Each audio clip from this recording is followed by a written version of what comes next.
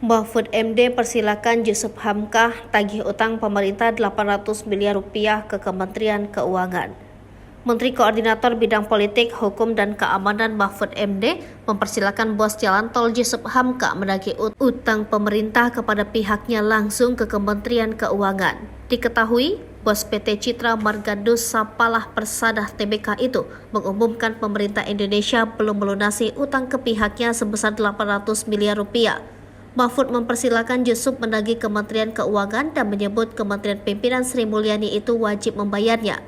Mahfud kemudian mengatakan pihak Kemenko Polhukam siap membantu kalau sekiranya Yusuf membutuhkan bantuan teknis seperti surat dan lain-lain. Meski demikian, Mahfud merasa Yusuf tak perlu sampai membutuhkan memo dari Menko Polhukam. Ia menyebut Yusuf hanya perlu menyampaikan perkataannya yang mana merupakan perintah dari Presiden Joko Widodo.